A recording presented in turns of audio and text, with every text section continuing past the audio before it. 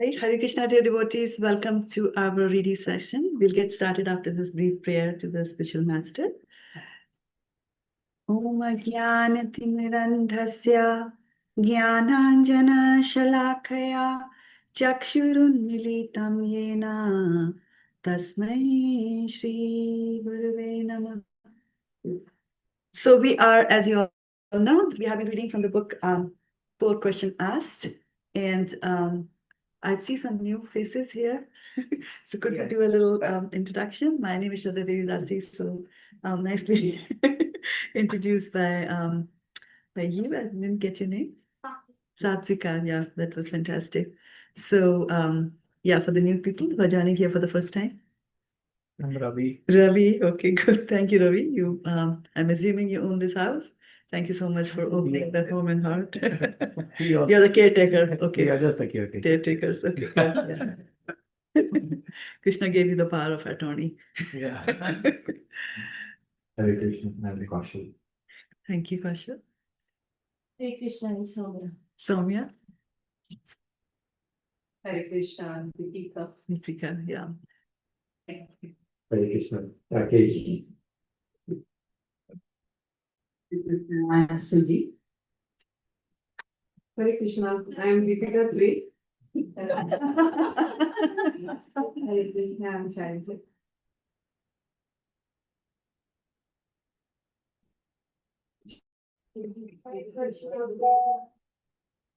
Devyas.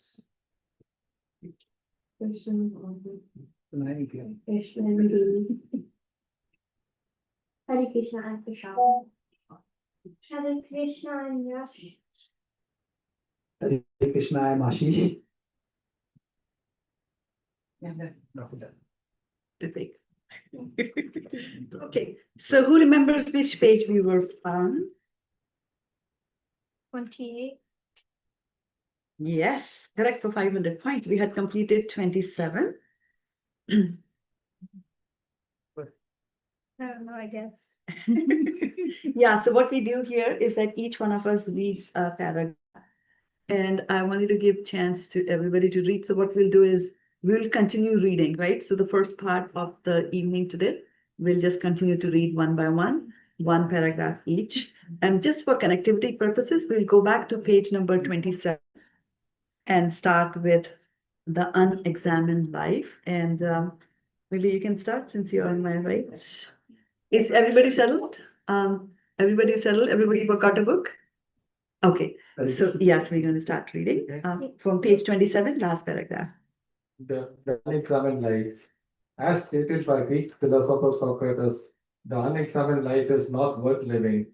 Conversely, we also say that the examined life is inestimable value because it has potential to connect us to the metaphysical realm that which is belong to limitations, frailties of this material universe. According to the Yoga of Wisdom texts, reaching the metaphysical realm is the purpose of human life, and our questions begin our journey to that realm.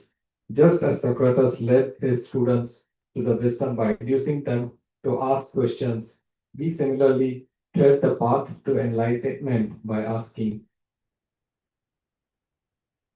Next, please. The quality of your questions determines the quality of your life. In the quest towards self-realization, the quality of your questions is vital. As author Edward Hodnett puts it, if you do not ask the right questions, you do not get the right answers. If you ask trivial questions, you'll get trivial answers. By deliberately asking meaningful questions with precision, you can expand your consciousness and enhance the quality of your life.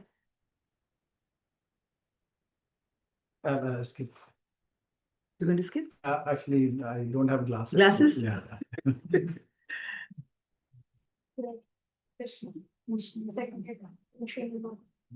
next Then Srimad Bhagavatam, the teacher is Is there, yeah, with the mic, just The check. mic, See yeah. if battery. it's- checklist. Charge your microphones before the class. Because there are people Yeah, watching on Facebook, so if you don't use mic, then they will not.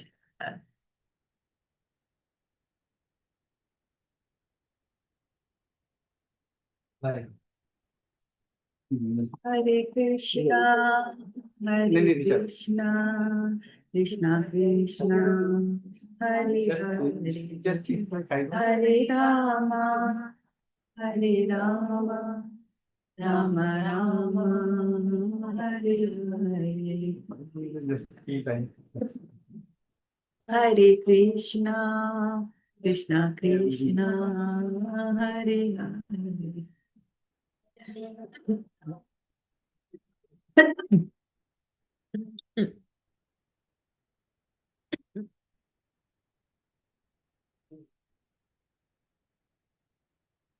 Somebody continue.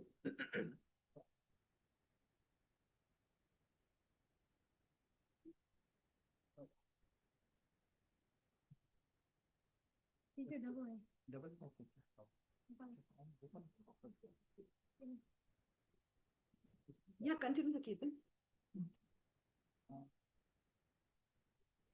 Hare Krishna, Hare Krishna, Krishna Krishna,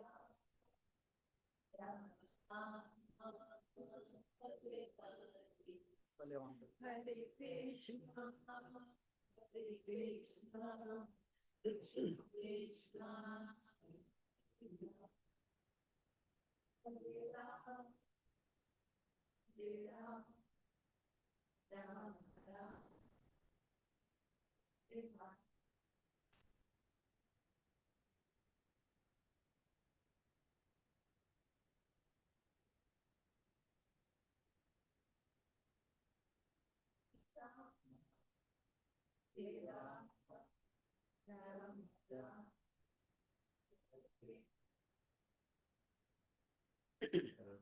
In Srimad Bhagavatam, the teacher Sukadeva appreciates his student's question.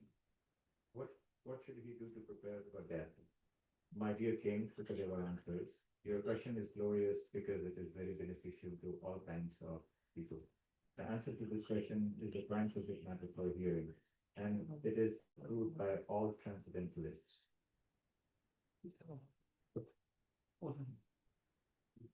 Some populations inspire the team members to ask questions in order to probe deeper and improve their operations. Fast Company, a magazine that tracks successful businesses, reports. Google's culture encourages asking questions and sharing information. Their goal is to have happier employees, and they have found that when employees are allowed to ask questions, they get clarity, which leads to greater efficiency and quality in their work.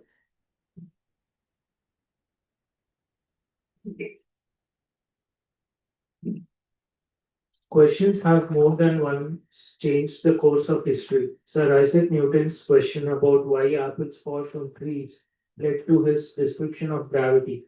If the apple falls, he asked, does the moon also fall? This simple question led to Newton's describing gravity and to breakthroughs in the laws of chemical mechanics with classical mechanics, which set off a chain reaction in science and led to industrial revolution. Albert Einstein's question, what would happen if I rode a beam of light, led to the theory of relativity, which changed the way we view space and time. Ask an important question, expand your world. You are lifted to the level of your questions. The quality of your questions determine the quality of your life. Live life to generate deep questions. Albert Einstein advised the important thing is to not stop questioning. The search for happiness. Imagine America in 1945. World War II is over. Medical researchers announce a class of wonder drugs that promise to eradicate most, if not all, diseases. Electronic engineers are on the verge of completing an electronic brain, a precursor to the modern computer, which can do 5,000 computations per second. The military churns out new state of the art weaponry, long range bombers, radar, and nuclear weapons which make America and its allies appear invincible. Today, almost 80 years later, the refinement of technology continues. With the smartphone, one can manage a small business, order products to be delivered overnight, listen to music, and watch movies chosen from catalogs containing millions of titles. These wonders have not, however, relieved our anxieties. They have merely added new ones. We now worry about the pernicious effects of TV, streaming videos, social media, and video games. Plastic choke our oceans and waterways. Disease appear and then mutate to circumvent our medicines. What's more, we feel entitled to miraculous technical inventions and become impatient with laptop computers or smartphones if they are not noticeably faster than the previous models.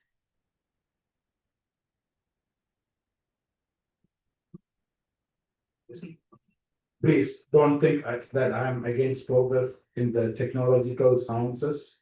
I'm not. I marvel when I hear of successful liver transplants, hip replacements, and heart surgeries. I use a smartphone, airplanes, and cars. But have our scientific discoveries and mind-blowing technologies brought us to the happiness of which we had hoped? Examine a famous street in Paris, Cairo, London, New York, and you will find plenty of shops where you can buy clothes or coffee. Have your hairstyles or nails polished? But where are the shops selling the secrets of full satisfaction and truly happy life?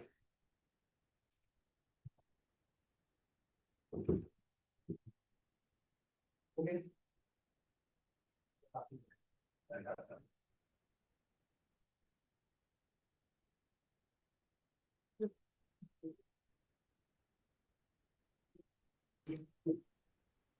The yoga wisdom literatures, the wisdom texts of Vedic tradition specialize in happiness. Veda means knowledge, and the Vedas are ancient but ageless texts containing knowledge that lead us to happiness. We learn from them that the human life is need for self-inquiry and that whatever we do should lead to self-discovery and purifications of our body, mind, and consciousness. Vedic teachers show by example how to live a more peaceful and balanced life. They don't neglect science or technology, but teach us how to use them purposefully so that we can attain our full potential.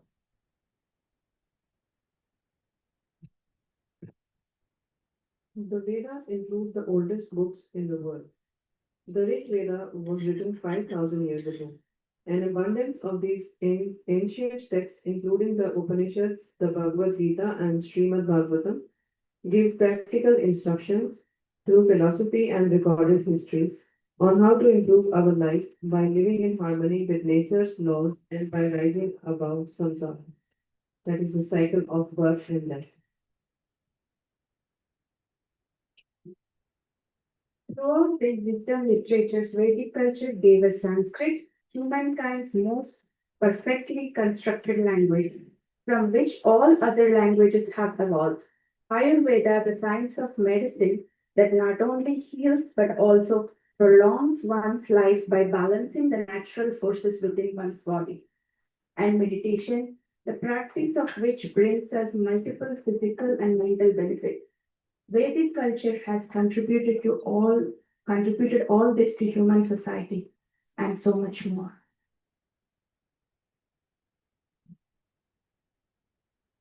The Vedas reveal their wisdom through questions and answers. A student inquires, a teacher responds, a model of discourse. We find in both the Bhagavad Gita and the Srimad Bhagavatam.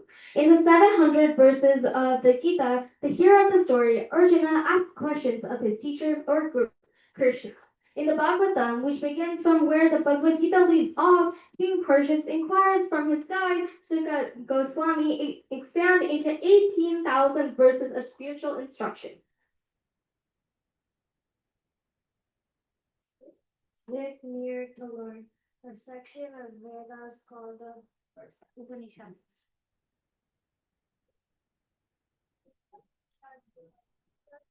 A microphone, put your microphone close, otherwise those on the internet won't be able to hear you. To realize our spiritual nature. The word Upanishad means to sit near the name, implies that to learn spiritual science, one must sit close to those who have such wisdom, ask them questions, and listen attentively to show their answers. The Vedanta Sutra embody the essential meaning of the Upanishad.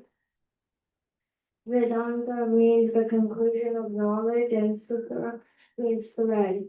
The Vedanta Sutras invite us to weave these threads of wisdom into the fabric of the world.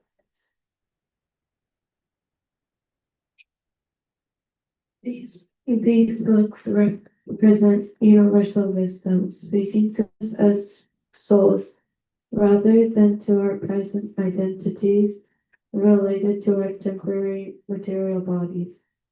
They advocate that we live to discover truth, reality distinguished from illusion. This wisdom and practice is accessible to any sincere seeker.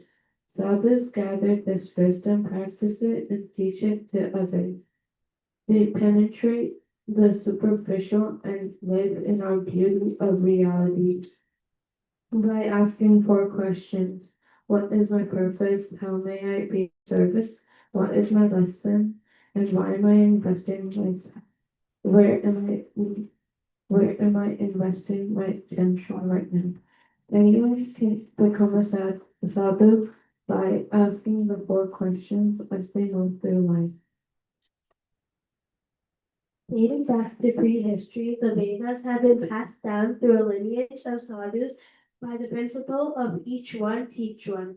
Each sadhu represents the same Vedic principles, but makes them relevant and practical for modern day students. Sadhus also show us by example how to spiritualize whatever we have by using it in service to our source. The sadhu's credo is water the root, and all the leaves and branches are automatically nourished. The root is our source Krishna, to whom sadhus dedicate themselves in service. Sadhus teach us to look beyond our conception of material reality and investigate the subtle laws of universe.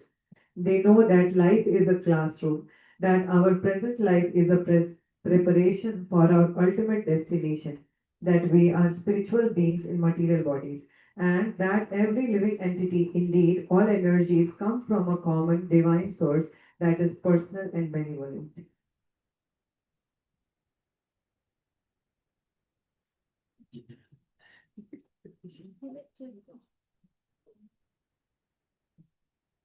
Above our instinct to survive is our need to feel whole. Till we find contentment even as we struggle to survive. Till we take from the world in such a way that we don't transgress the natural rights of other living beings. Till we reach our highest potential amidst a world of distractions. To all these questions and more, the sadhus say yes. They also say that our feelings of incompleteness come from not having complete knowledge of our source, and that an ideal way of life will uncover our virtuous qualities. Sadhus not only teach us universal spiritual practices that evoke our virtuous qualities, but also show us how to pass those practices on for the benefit of others. Anyone can become a sadhu by following the simplified process talked out by sadhus. Two famous sadhus who taught by example and left a wealth of literature started as apparently worldly men. Dapir and Sadhkan lived in 15th century Bengal, India. Both were very highly educated, wealthy, and influential. Both spoke several languages. Sakhan was Bengal's chief minister. Dapir is its finance. Although both Dapir and Shakhan were dutiful, well loved, and Materially opulent, opulent. neither were satisfied. They yearned to know the ultimate goal of life. Then they heard of a traveling monk named Jadanya, who happened to be camped nearby in Ramakini, West Bengal. Chaitanya was effulgent and charismatic, vastly learned, and yet renowned for his humility and lack of worldly attachments. Wherever he traveled, he inspired the public to chant and dance with him in spiritual rapture. Chaitanya's daily festival attracts tens of thousands of people, amazed by his unparalleled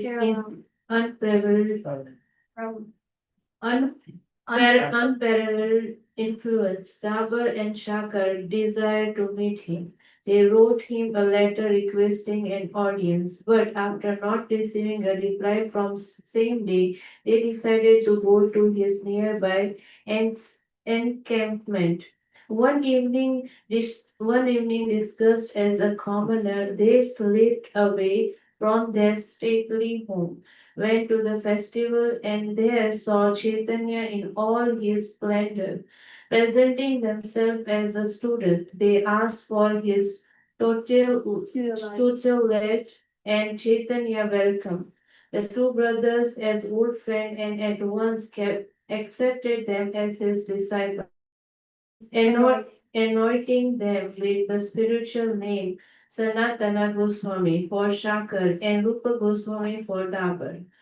In the time, Rupa and Sanatana returned to their post, but both were eager to retire, join Chaitanya, and encourage a life of spiritual dedication. Rupa was first after retiring from his government post and tying up his material affair. He left his home and met Chaitanya at Pragya, a pilgrimage town on the bank of Ganga.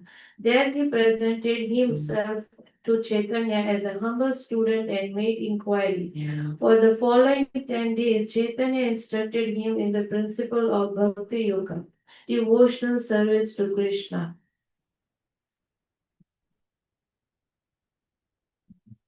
Sanatana had more difficulty than Rupa in breaking away from his responsibilities. When his employer, Nawab Hussain Shah, the king of Bengal, found out that Sanatana, like his brother, intended to leave his duties to join Chaitanya, he imprisoned Sanatana and told him, either do your duty or stay in jail. But Rupa had left Sanatana a stock of gold coins just in case of such an emergency, and Sanatana used them to bribe the jailkeeper. In this way, he escaped and made a long clandestine trek to Varanasi, where he met Chaitanya and stayed with him to learn the science of devotional service. Rupa Goswami and Sanatana Goswami set the standard for all those who wish to advance in spiritual life. The path opens again one asks the relevant questions of qualified teacher. No matter who we are or how learned we may be, our journey begins in earnest by asking questions in the mood of a novice. But questions in the right mood, one receives clarity and direction along their spiritual path. From sadhus, we can get answers that help us achieve our full potential. The Bhagavad Gita recommends approach the wise in a humble mood, serve them, and then ask them how to perfect your life. How many opportunities do we get to ask such questions during our short, busy lives? Not many. After meeting Chaitanya, therefore, Rupa wrote that only price for entering the spiritual path. If the opportunity is available to you, he stated, do not hesitate, run immediately to embrace it. In this introduction to Bhagavad Gita, as it is, Srila Prabhupada addresses the same point.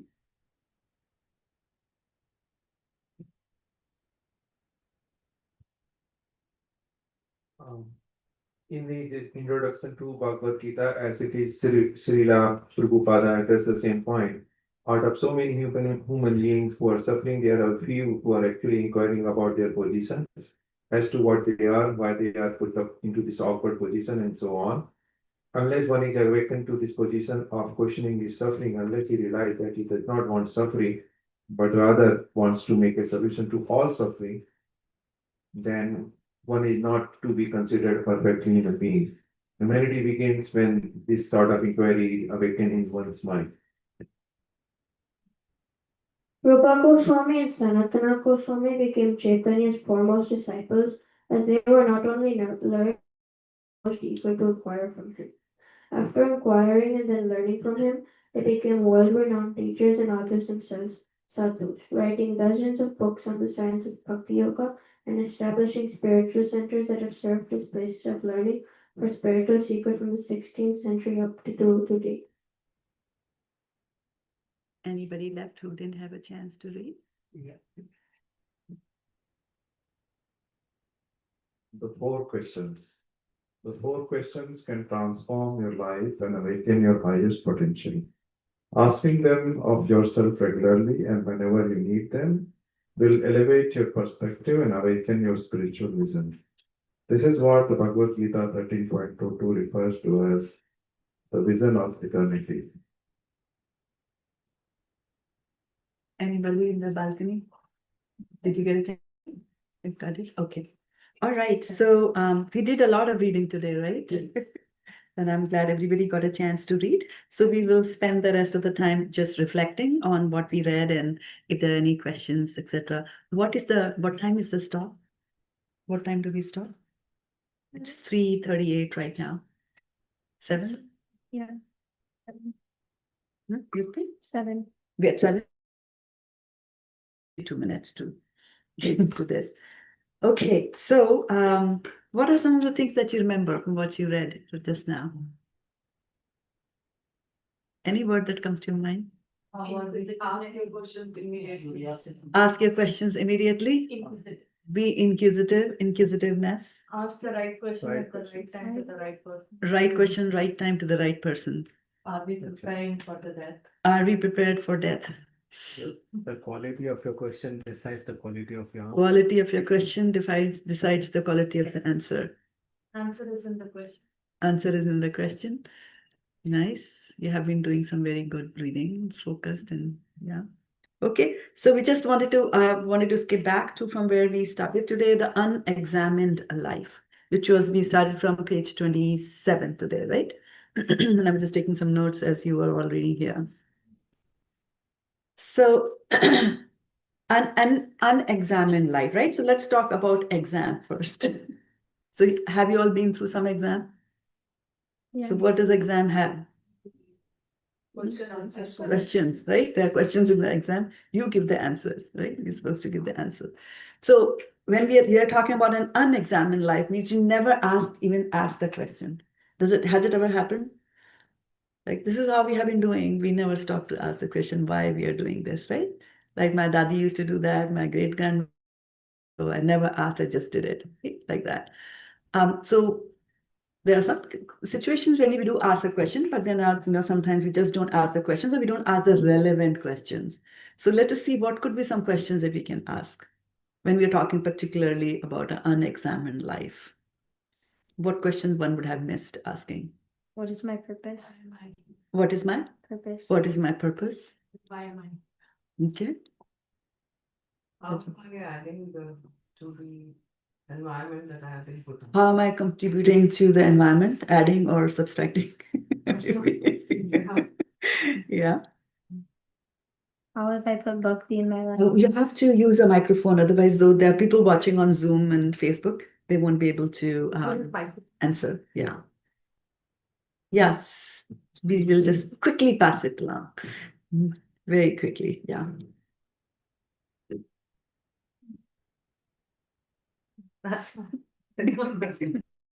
What is the best lesson I've learned in my life? What is the Best lesson or moral I've learned in my life? What have I learned throughout my life? What have I learned throughout my life? He's too young for that question, but he's asking it. right? Right, when we read the Bhagavad Gita, we see Arjuna is asking so many questions in the first chapter, and then Krishna answers, and he asks some more questions, and that's one of the things well, right? So we also said that the quality of our life depends on the quality of the questions. Ravi mentioned that. That was a very valid point. And so how does it determine the quality of our life? The quality of a question we're saying and is the quality determines the quality of our life. How do you think, in which way? Some examples. The quality of question also depend upon which situation you are in. Arjun asked those questions because he was in a very difficult situation. So if you're asking every day this question, what is my purpose of my life is in this world, then that is the wrong question. I mean, sometimes you can ask, but not every day. It means you are going into societal notes or something. So just pointed out, because every situation is different. So you have a Honda house and you have a fight.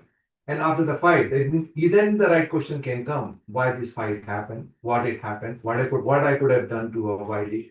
Something like that. Any in an office, something happens that with your boss, some judgment happen and you lose your control or your boss lose your control. Then the right of question is that what happened?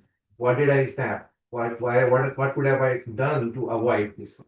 I mean, that's my reflection. Yeah. Ritvik is ready with his hand up, so I have to give it to him. Quickly. Anytime you have a low level question that really doesn't need to be, what moral are you pulling out of it?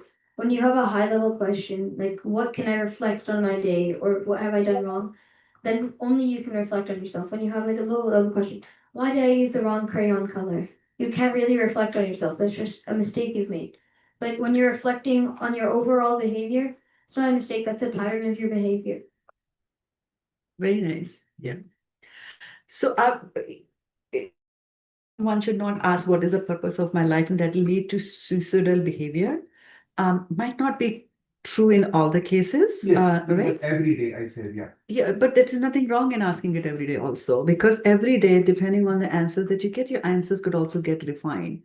At one stage, you might think of a very different purpose in life. And then as you get enlightenment, then, and you keep on asking, because the question is also to always check and see whether I got the right answer. Because some of the life answers are very difficult to get. And then you realize when you start facing life. And I remember when I was growing up in school, I used to just tell my mom when the exams came and I was miserable, I used to tell my mom that once I'm done with the studies, I'll be a happy person. All this thing will go away. She said, no, you have no idea. And I was like, I don't know what she's talking about. She doesn't know what I'm going through in this exam thing. But that is because in real life, the answers are very what year was the battle of, Palani, or you can very easily answer that question, right? But the real life questions are very difficult. And also, you mentioned that you can have miseries in life. Life can be miserable, right? And it is a fact. Life is miserable. We might be led into illusion that life is not, but life ultimately is miserable. And so miseries are going to come. And when miseries come in our life, then the question is, what is the question I should ask when that misery is coming in my life? One question could be, how do I stop it? Something is happening in my life, and how do I stop it will be one question that I can ask, right? And when you ask that kind of a question, how do I stop it? You will be fighting with that situation, and the situation is happening because it's not in your control completely. And so a better ask at that point would be, what can I do about it? Is there something that I can change given this situation? For example, in your job, you were transferred to another department. There's nothing you can do about it. It's a rule that's coming from the top. You leave the company or just stay there, right? So then the question comes to mind is that, okay, now I have been transferred into a new department. What other things I can do now, right? So once you start thinking and asking the right questions, and in Bhagavad Gita, in the 18th chapter, Krishna talks about different kinds of determination. And he's talking basically, he talks of many things and he associates them with whether this is sattvic, whether this is rajasic, whether this is tamasic, right? Like that. And the tamasic is the worst, obviously it's in the mode of ignorance. And so he says that your determination, which is leading to, lethargy, I will not do anything, how can I, I'm ready to die, I'm going to commit suicide, right? So all that he's saying is a determined, and people can be very determined and take their own lives also. But that kind of a determination is in the mode of ignorance, right? Like that, right? And the interesting thing is, and that is where one of the items that was also mentioned, or the points that was also raised was where they talked about there are in today's world, you can go, there's so many markets and you can buy, and now, just from using this cell phone, I can run a business and I can buy things and I can do, so we do that, right? Amazon, you forget something and you stop at the red light and you order your things, right? That's how life is nowadays. So all that is going on in our lives, and but we also have to remember that what they said was that where is the happiness? Despite everything that you got, right? Computers that churn and artificial intelligence now and big data and whatnot, and DoorDash to bring food to your home because you can't cook, and really to ask is that why am I not able to cook, right?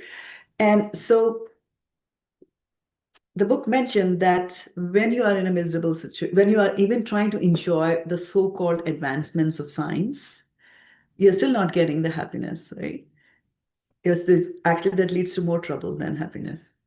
I still remember when I started my career many, many years ago. At that time, there used to be mainframe computers, big computers that would be 3 times the size of this house and all completely air conditioned. And they never knew how to do the air conditioning. I was a hardware engineer there, supposed to maintain it, and I used to be frozen to death there. So anyway, apart from that, there used to be resources, but they were very much rationed. Like there would be just one terminal. Now everybody's a laptop, they have a cell phone. If this doesn't work, you do that. And everybody in the family has a laptop. So nowadays things are different. But in those days, you just have one terminal and that different teams would go and use that. A terminal means basically a keyboard and a screen. And they would just work on it turn by turn. And as I would be working on my terminal, I would type things wrong, which I still do. And there was no way to, quickly go and erase it. Nowadays, you have a touchstone screen and you go and touch it and you change at that time. And for me, it was like you had to go press your up arrow key, tick, tick, tick, tick, tick, and then press the back arrow key and then change it and then go back. So it was such a, nuisance. And I didn't like it. And I used to just think that, if at all there was something that I could just point to on the screen. And voila, 10 years later, there was the mouse that came, right? And so you might think that this is a technological innovation, and but because of the because of the workloads, etc., and using the mouse so frequently that I got permanent damages to my hands here, right? To my wrist and to my hands. So although we might think that we have got scientific, and again, the author says it's not that I'm against science. All that I'm just telling you is that just don't rely that scientific innovations are going to bring you happiness. So in order to get happiness, you have to change. You have to start asking that question, why am I miserable? Right? That is also a question that you can ask. Why am I miserable? And then you sort out and then you get the answers. And people make life changing decisions based on that. That, where I'm going, which way I'm heading, the speed with which I'm going is not the right speed and not the right thing to do. And then he also mentions that the Vedas are there that will give you. And our sages, sadhus that they are called, they are smart. They have understood. They've understood all that. In the 5th chapter of Bhagavad Gita, Krishna says that yehi samspascha bhoga dukha yonaya evate adi antavanta kaunteya na teshu ramate buddha. So buddha means that those who are knowledge, buddhi, right? Who are knowledgeable, who know, the bodh hai, who understanding hai. So Buddhas, what they do, ye samsparshaja bhoga. So they understand that anything that you enjoy in your life is actually happening because your sense organs, they go and touch the objects of the senses. So we have sense organs, right? How many sense organs do we have and what are they? Tongue, okay, good. Nose, Nose, eyes, nose, skin. right? So we have these sense organs and they go and touch their objects. So for example, for the eye, the object of the sense of a seeing is a form. So the eyes can detect forms, right? The eye, when you're looking at it, you cannot say this is smelling like a rose, right? Because that, for that you need another sense. So that is the nose. And the object of the nose is smell. So similarly, tongue, taste, and so on and so forth, skin, temperature, feeling. So what the sages here are saying, ye hi samspasya jap hoga. So what they're saying is that all these enjoyments, so-called you're getting in life, is only because your senses are getting in touch with or getting connected with your sense organs, with the objects of the senses, right? Adi Antavanta Kaunteya. So he says Kaunteya, he's addressing Arjun as Kaunteya, son of Kunti. And so he's saying that Adi Antavanta. Adi means that they have a beginning. Right? So before you ate the rasgulla, there was no taste. While you were eating the rasgulla, there was a taste. But when the rasgulla went down the throat, the taste is gone. Right? So there is a beginning and antamant, but they will have an ant. So if something has got a beginning and something is going to end, na teshu ramte buddha. So those who they will never indulge in this thing which has got an end. And since we as souls also do not have an end, we are eternal beings. And that's why in life we are looking for permanence, a permanent job, a permanent relationship, a permanent position in the White House, whatever, like that, right? So that's the soul's crave like that because that is how we are wired, that is who we are, right? And so if we go after the wrong things, if you pursue after the wrong things, you will not get any happiness. And this is what the whole advertisement industry is doing to us these days, right? They will show glimmers and then, flashy things to you, go buy it, and then you're miserable for that. So that is where the Vedic wisdom comes, and that's where the Vedic wisdom enters into our life. And as we go deeper into the Vedic philosophy and learn from our gurus and from our teachers, our approach to things in life change a lot. When misery comes, instead of saying, why me? Why not he or she? Like that, right? Instead of thinking like that your question should be that, what is it? What is the reason that this is happening to me? What did I do that this is happening to me? And that changes it's a complete paradigm shift. It changes the complete approach. And why it changes the complete approach is from the consciousness where we are blaming others for whatever is happening to us, right? And which happens all the time, and we are seeing a lot of this like that, right? The person goes and murders somebody, and then, why did it happen? Why my mom didn't love me when I was young. It might have led to a certain extent to behavior, but then, you can't completely blame it on your mom because you have a choice and you have determination and you had your own life to live and you made the choices. It was not your mom who told you to do that.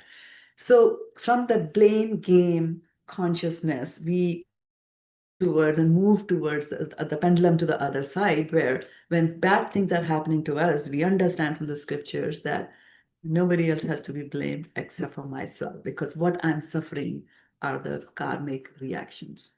Okay, so whenever these things are bad things are happening, instead of asking that question, why me? You should be asking, what did I do in the recent past or in my previous births? And how can I get out of it? Right? Because just to understand that, you're suffering because of karmic reactions. If somebody tells you that, then your next question should be, okay, so tell me, right? What are karmic reactions? How do they manifest? And, maybe how many karmic reactions do I have? And all the karmic reactions are destroyed when I die. What's going to happen? I start life in a clean slate the next time. These are the questions that we should ask, right? And then the wisdom literature, you read that, the Vedas, Srimad Bhagavatam, Bhagavad Gita, when you read all these books, you'll come to understand that karmic reactions do not go away with your life when the life ends, right? So when we get a certain type of a body, with its own happiness and its distress points, right? Everybody has got their own distress points. Somebody is suffering from eye problems, somebody has stomach problems, somebody's knees are hurting, so on and so forth. Everybody has got those miseries. And why somebody's hand hurts and why somebody's back hurts and all that, that is all predetermined. And we come with a certain shape and style of a body, and throughout the life, it grows also into certain shapes and sizes and types. so that we can exhaust our karmic reactions. So there'll be a certain set of karmic reactions which is destined for you to undergo in this life. And it would be good karmic reactions and bad karmic reactions as well.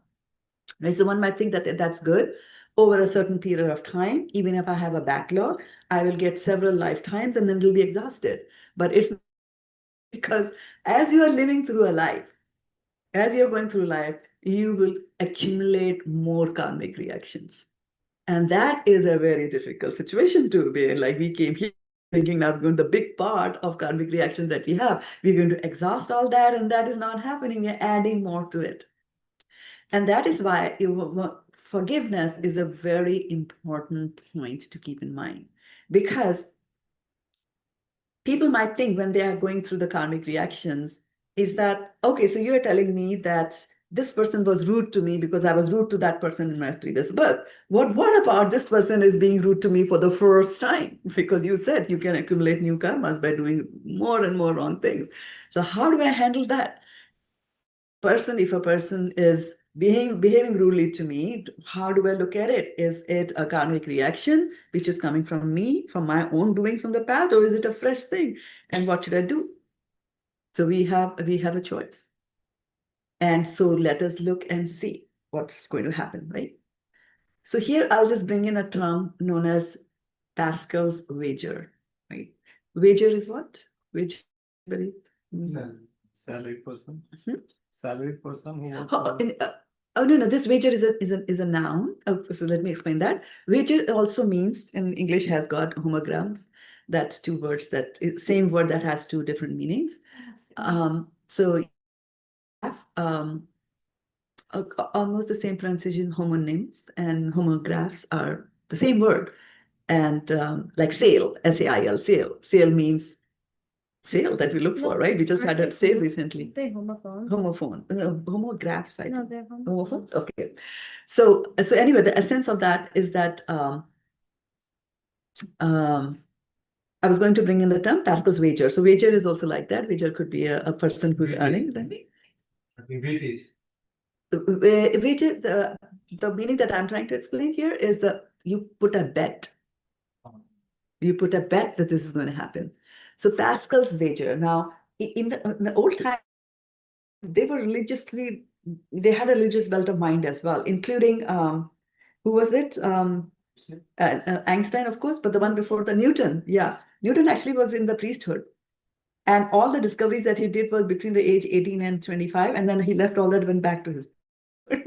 So, I mean, that's how it is arranged also.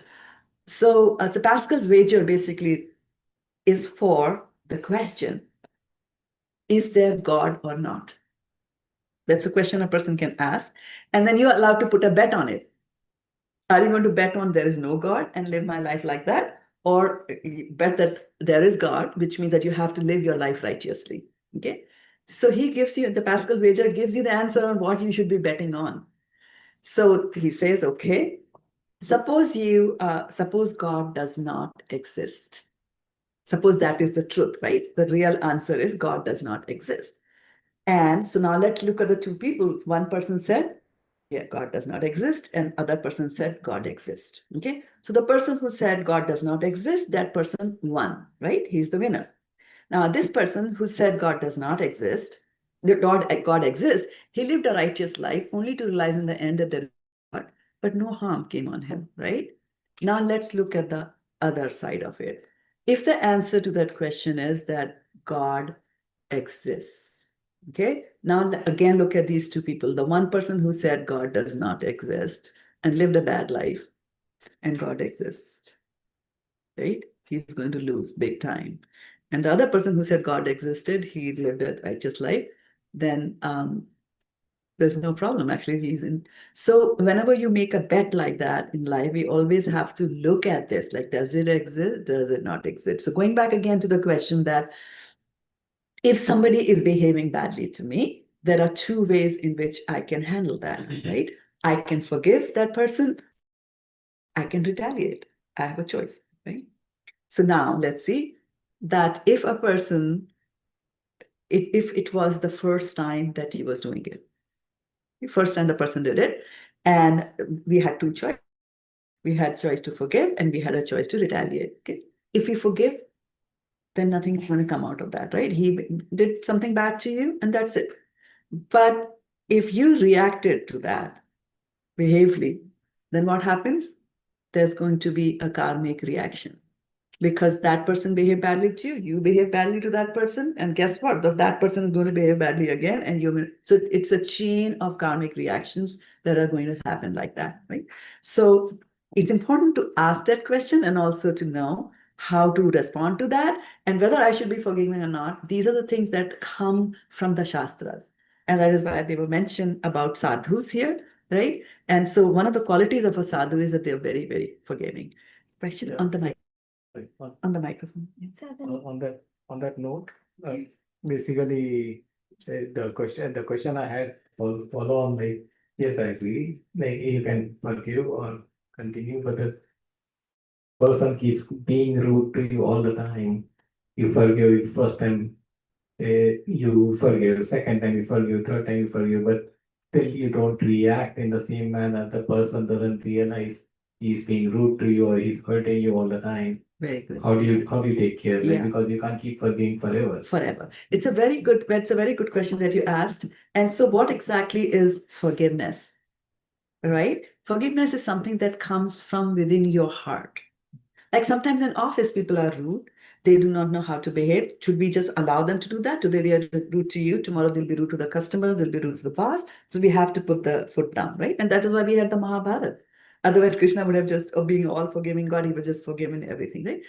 But the main thing to keep in mind is what is going in my heart, right? I could be like parents are like that, right? They're scolding their children all the time. They don't keep anything in their heart because they're doing it for the good of the person. The child is rude, they will scold them, right? But what is in your heart? So ultimately, you have to be careful about what's going on inside us, right? Similarly, like the example that I was going, when you have miseries in life, what goes on inside your mind, inside your heart, right, in your psyche, that is what is going to determine ultimately what the result is going to be. But a very good question like that, yes. So you have to do it, but inside, in the mind, like Jesus Christ was the supreme forgiver, right? He said, they do not know what they're doing. And obviously the person who is rude really does not know what he's doing. Because if he had the Shastric knowledge, he would never do that. He's ignorant. Yeah, he's ignorant. But what would be your reaction in that case? Yeah. Yeah. Do you want to answer it, Vic? Why don't you answer on the microphone? Irrespective, Krishna would take away the passiveness or aggressiveness of the person. But if you can stay distant from them, and if not, don't use any harmful physical action, just use words or try to get someone else involved to stop them from doing so, like a close relative or friend that's close to them, and try to convince them out of it. Yeah, so similar thing, like, if the other person is rude, like, you can, if you see that the person is ignorant and whatever, I mean, ignorance can come from multiple view, like, ego or whatever. Simple person is ignorant, like kids, they don't know many things. So you can try to, like, as a father, as a parent, our job is like to teach them that, okay, you're doing this is wrong, and if you can tell me like this way, it can. But if the person still does not understand, your job is like, what kind of relationship you are, basically. Like, office, you will your colleague once or twice, that's it. You can escalate. Yeah. Yeah. You can always escalate. Yeah. So that's why we have authorities, right? We have a structure. So when Hiranyakashipu and Hiranyaks were behaving badly, the demigods went to Vishnu. So they have, they just didn't suffer quite. But they also didn't retaliate to him, but they went to the right person who can take care of that situation. On the mic. So building off of what they both said, does that mean that there's now a third option to ignore aside from giving and retaliating? Absolutely. There's always, and you know what? Sometimes some people are rude to you, and there could be so many reasons. It could also be a cultural difference. From India, within India, you'll find that there's so much of a cultural diversity there. A person coming from south of India might find North Indians are very rude. They are not. Right? So it's a cultural perception also. And a person could be rude. Like I remember that my brother, when he went to, he was in Libya, I think, at that time. And so he was walking and somebody brushed, right? While walking, he brushed. And then that person said, Malish. And he didn't understand Libyan language. And so Malish in India means massage it, right? So he was like, look at that person. He's so rude. First he bumped into me and now he's saying you massage. Later on, he came to know that Malish means sorry in that language. And so many people, like, so many people would have bumped into you. So many people said Malish.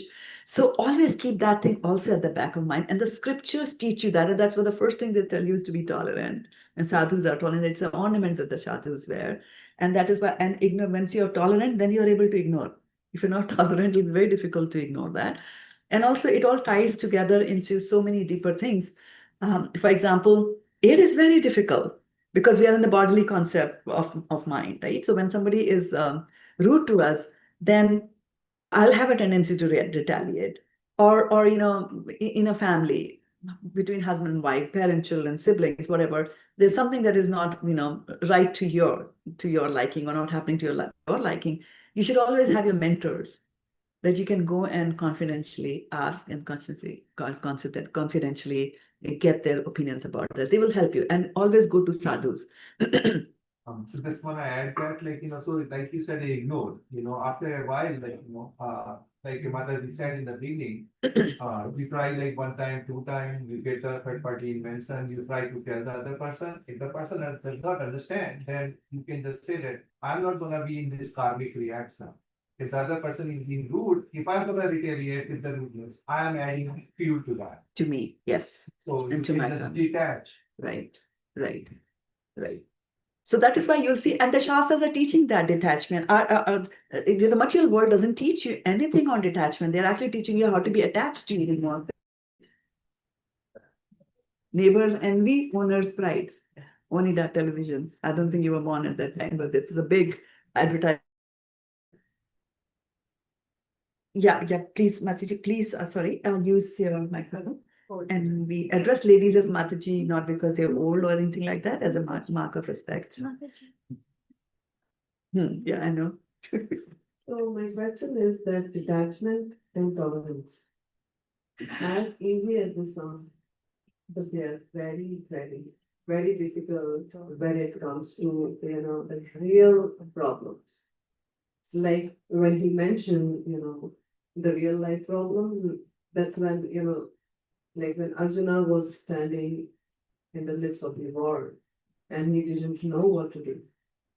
So getting detached from his people was the main question, the main worry here. So I will ask, we practice this, when we are actually in that kind of a situation, because intensity and depth of problems varies. Yes. We may not be asking this question, what is the purpose? Not everybody has that kind of an insight into life to ask, what is the purpose? So sometimes our karmas are very, very heavy. Some people are born with really heavy karma, maybe from previous lifetimes, or they would have incurred it in this lifetime. But easier said than done. This is so difficult,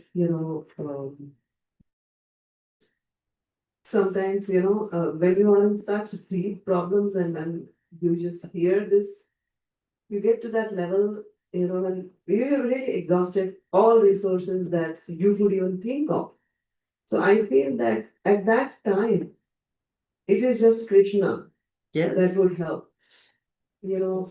How do we connect to that Krishna that would, come and help us? Exactly. So very well said. That's why Bhakta Prahlad says, Padam Padam Yat Vipadam Natesham. And the intensity of misery varies, the karmic reactions vary. And that is why the book was saying that there is no happiness in life. Just because you don't see that there is misery in it, like a person, a drug addict, does not see the misery that is awaiting him. Right? Some of the drugs are so bad that they make holes in your brain. At that time, they don't see it. Just because you don't see it, doesn't mean it is not there. Right? Just going to see. So now the question is that how do I handle it? So the first thing is you are at a very high level because you are now, you realized it and accepted it, right? Most of the people don't even accept that. They don't even want to discuss it. Try discussing it with any of the natives here.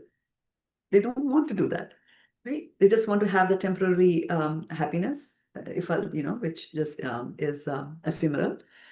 And that is why here also they were saying that you can go to so many shops and you can go here and there. But like you said very rightly, you have to turn towards something which is, so now the question to ask is, I am feeling miserable. So where is the misery? So let's take some examples of where the miseries can hit you in this body. Where can there be a misery? It can be physically, mentally. It can be physically, okay, and mental. Mental is also the body, you agree? Yeah. Right? Right. Now, when did you get up in the morning thinking that your soul had a cough or a cold or a fever? Right? All these symptoms are of the body. So all these problems that come because of the fact that I think I'm the body, and the Shastras describe the body, and this is a very interesting thing that I read here in the Shastras, is that we just think that I am this body, but no, your body is actually extended. Your body is extended to your relatives, because we get attached to all of them, right? Not only that, you get attached to, like, I'm from Fremont. So there's a cricket match between Fremont and Foster City, you like to go for Fremont. Right? Tomorrow you will come and buy a house in Foster City. It's like, what was I doing? So yeah, there are extensions which can go beyond your family. It can go to your city, your state, and then your country, and then even your planet, right? There's a moon planet. I want to go and attack that. I want to go and do those, all those kinds of things. So, so we have to understand first, what our situation is. We have to understand that you are the soul and you're not the body. Now the question is, philosophically, I can understand very easily. Yeah, yes, I get it, right? When somebody dies, they say, uske papa chale gaye. Well, papa to yahan zameen pe hai, right? Where did the father go? So this means there was something else that was there. Or why is the body not moving when it was moving now? And at death, it has stopped moving. So something must have been taken out of it, right? If you pull electrical plug, the fan stops moving. So what is the electrical plug in this body that gets moving? That has gone. So technically, philosophically, you can understand all that, but how to live that truth, right? And that's the question. And that requires practice. And all these methods that Krishna was saying to Arjuna, he starts with, Sankhya Yoga, chapter 2, Karma Yoga, Jnana Yoga, then Karma Yoga and Krishna consciousness, Dhyana Yoga, chapter 6. He goes all that. And towards the end of 6, Arjuna, who we know is such a strong, right? He had this big Gandiva bow that nobody could even put the pratancha on that, right? The thread on it. And he's such a mighty warrior. And he says, well, you're asking me to control the mind, but to control the mind is even more difficult than trying to control the wind. And we can't even control the wind. When the tornado hits, it hits. When you are in an aeroplane, if an air socket comes up, then you are, the plane wobbles. And so it is very difficult to control. He says, Chanchalam himana Krishna pramati balvadram tasyaham nigraham manye. I cannot do that. And then Krishna answers in the next question, that is, with suitable practice. And what are those practices is something that the scriptures are going to tell. This book is basically a bridge book. This book is a bridge that will connect you to the Shastras by first convincing you of the need of the Shastras, and also convincing you and teaching you what are the questions that you should ask, right? And one of the first questions here is, what is my purpose in life? And then once you understand what is your purpose in life, then you will start to look at different things in a very different light. Your view of the same things, your view of the same world is going to change very drastically. Yeah, so that's when I add one more thing, so mind is faster than the wind. That is the fastest thing you can see. You can.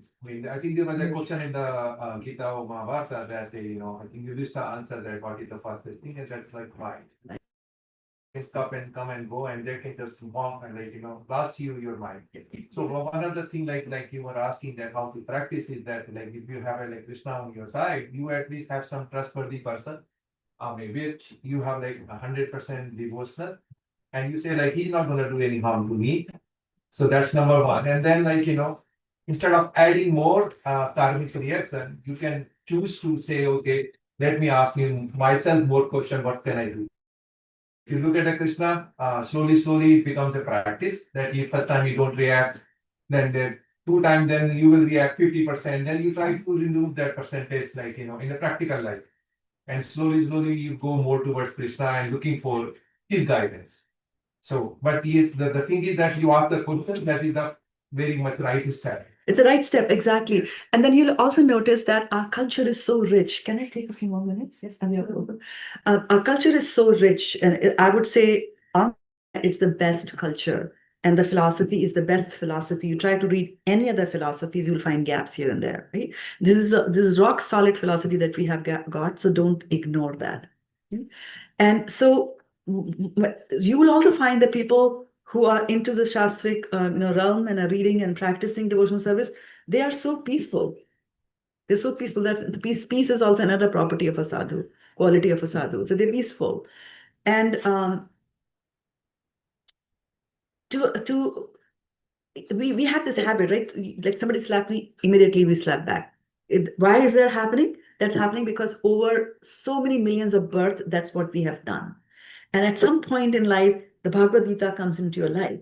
And then we start looking at these algorithms that have been etched into our mind, that if somebody slaps, this is what you do. It's like a computer, right? If, then, else, like that. So we keep on wiring our psyche with that. And as you progress, so I'd like to story as quickly as possible. There's a story of Dhruv Maharaj, right? So Dhruv Maharaj had a stepmother, and who was the favorite of his father. His own mother, Suruchi, was not the favorite. And so one day he wanted to climb on the lap of his father, and the stepmother spoke very rudely to him, and he said, you have to be born from my womb, which basically meant you have to die and then come. And so he was very hurt. So he goes and asks his mom, and mom says, yeah, this is right. But he says that, this is so bad. My father is so full of, he's so puffed up. I want to get an opulence better than, my father, or even my great grandfather, who was Brahma. And so the mom just says that, only God can help.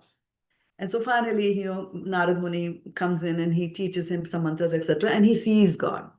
Dhruv Maharaj sees God, and then he comes back. And once he sees God, if there was at all any misgiving that he had, it all disappeared. Right? He might have had a misgiving because he was a Kshatriya with his stepmom, right? When he comes back, then he was equipoised, whether it was his own mom or his stepmom. He was behaving very nicely with them. Now later on, we hear in the Srimad Bhagavatam that his stepbrother died. He was killed by a yaksha. His stepbrother died, and then his mom was struck with grief to see the son had died. So she wandered into the forest, and there was a forest fire, and she was burnt into the forest fire. So this was one of the questions acharyas as to Dhruv Maharaj had forgiven his mom, stepmom, right? And so why did she die such a horrible death? This is what she did. And this is so interesting. The answer was so intriguing. I was shocked by the answer that was given. I had never thought of things like that, but I'm now very careful of that. The answer was that she had offended a Vaishnava. But the question was, well, Dhruv was not a Vaishnava when he was 5-year-old boy at that time. He was just trying to climb into the father. He was a full-fledged Kshatriya. Where was he a devotee? He didn't even know there's God. And so the answer is that you do not offend a Vaishnava in the make or even a future Vaishnava. Now, when you're armed with that knowledge, then that question of if somebody is being rude to me, should I retaliate or not? You get that answer because it's like, I do not know. And it happens so many times, especially when you go to temples and you go to all these spiritual gatherings. Some people are so obnoxious, you just can't tolerate them. And you're just wondering like, this person thinks he's a devotee. I don't think that is possible. And then, 2 years, 3 years later, they got initiated, they are doing DT work. So you never know. And the reason for that is that they were in the association of devotees, the vibrations impact them. They have been chanting the Hare Krishna mantra, that vibration impact them.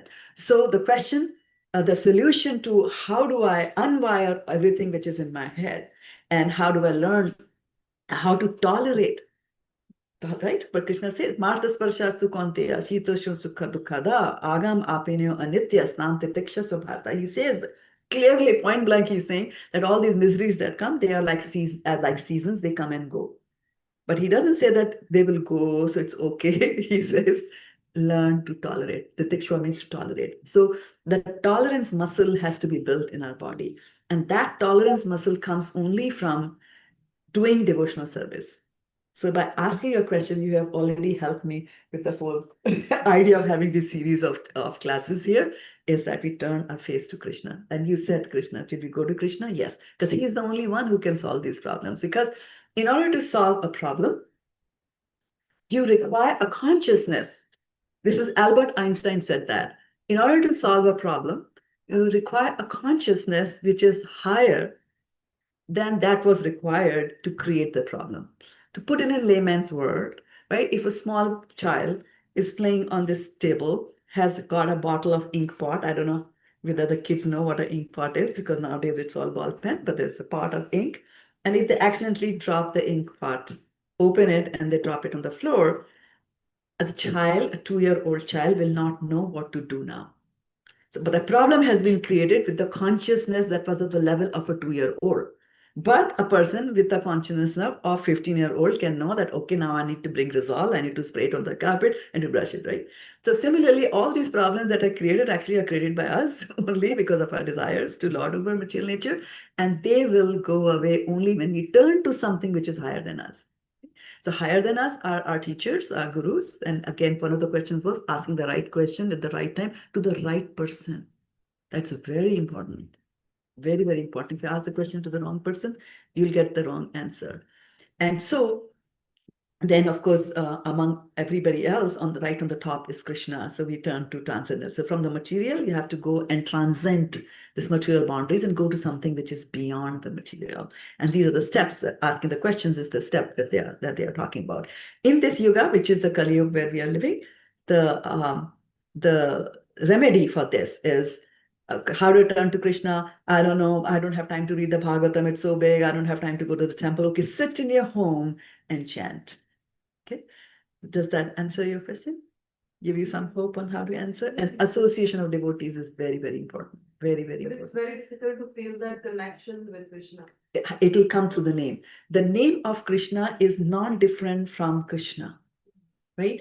And there is so much of potency in the name of Krishna that when you chant the names of the Krishna, realization of what Krishna is will also come. Now, here's the interesting thing. The soul already knows what is Krishna. You already know what is Krishna. The only thing is we have forgotten Krishna. Krishna lives in your heart.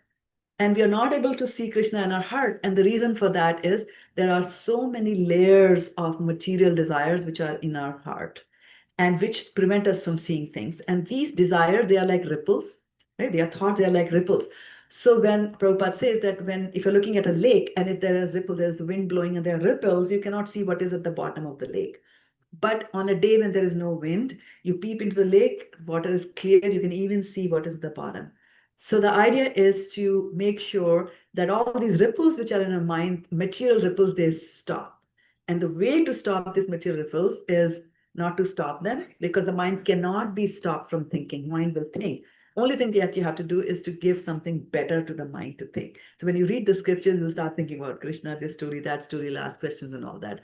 So when you chant the holy names of the Lord, the name enters from your ears, and that's why it's important that when you chant the names of the Lord, you should be chanting loud enough that you can hear it. Not so loud that the whole the padosis hear it, but enough that you hear it. And the reason for that is the sound vibration of the name of Krishna enters from your ear, it goes into your heart, and anything that is dirty in your heart, which means material, gets cleansed. So it's very, very important to do that. So we'll end here with us all chanting the names of the Lord one time, the Hare Krishna mantra. So just repeat sing along with me. Hare Krishna, Krishna Krishna, Hare Hare, Hare Rama, Rama Rama, Hare Hare. God Premanande, Hare Hare. Thank you so much for an interesting class, interesting questions that you answered, interesting realizations, knowledge sharing. And if you have any more questions, then we'll be here till some time today, and I'll be there to answer your questions on that as well. Thank you so much, dear devotees, for joining us here on Zoom, Facebook, YouTube, and of course in this wonderful, wonderful assembly, and we are just growing, right? It's amazing.